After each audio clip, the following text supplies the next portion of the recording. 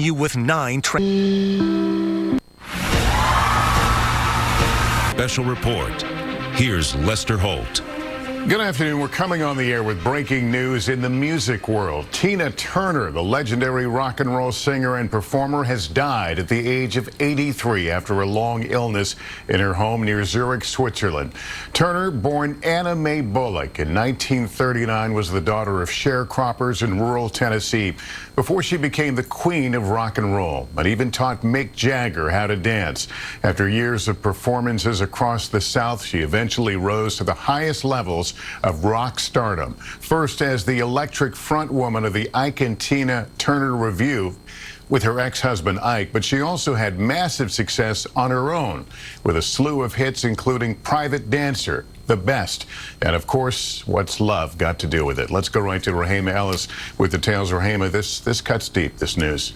It really does. There are so many people all around the world who loved Tina Turner. As you point out, she was inducted into the Rock and Roll Hall of Fame twice, and once with her husband and then as a solo artist. And this statement was posted from her official Facebook page about her death. It says, "It is with great sadness that we announce the passing of Tina Turner.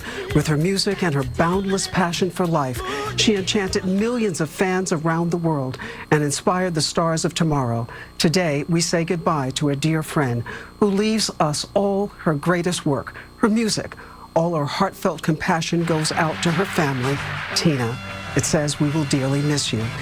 She was a devout Buddhist and credits her religion with helping her to survive a turbulent marriage with Ike.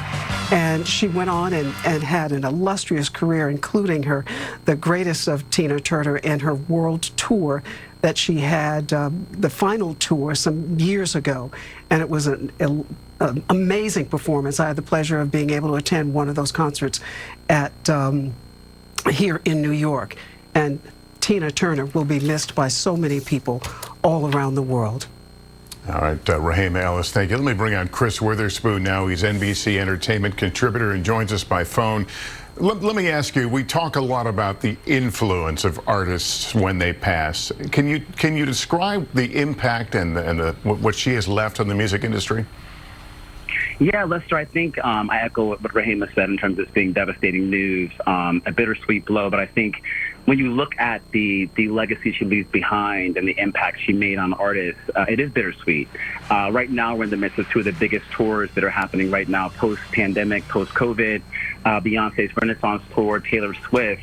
Tina Turner was really one of the first women to consistently sell out stadiums and arenas and break concert attendance records. And what's really important to recognize, she did this in a comeback for herself. Like, after being a part of Ike and Tina, the industry didn't really know how to market her. She had a really hard time getting a record deal. But she came out with Private Dancer over the age of 40, which was very rare in the music industry to have a hit. In 1984, she swept the Grammys, and then that kind of kicked off Tina Turner as we know her, as this arena artist, this person that can bring together all different races, all different genders around the world under this one sort of cause.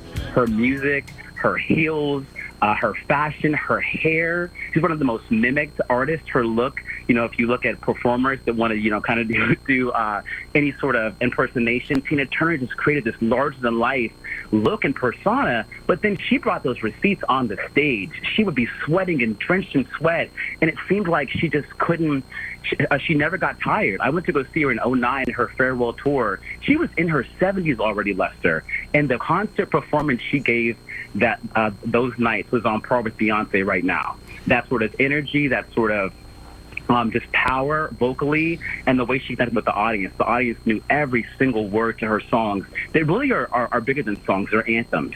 Yeah, and calling her the queen of rock and roll, obviously that's a tribute, but it also seems to almost cut her short. Her influence certainly extended beyond rock and roll. Oh, totally. I think beyond rock and roll, and then I think her story of just like human survival. Everyone knows her film, or the film that came out about her life story based on her book, starring Angela Bassett, What's Love Got to Do with It.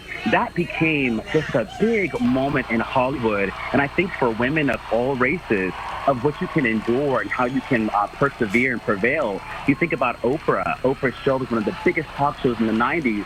Oprah did she traveled with Tina Turner. I remember being a little boy watching the Oprah show after school, and Oprah was on the road with Tina, and really just echoed, all the things that we knew to be true about Tina from watching her film, but that she is this woman who was resilient and powerful, right, and someone who just never really gave in to her circumstances. Chris Witherspoon, we thank you for helping us as we pay a tribute to the legendary entertainer. That concludes our special report on the death of Tina Turner. We'll leave you with one of the songs that she made most iconic, her cover of Proud Mary.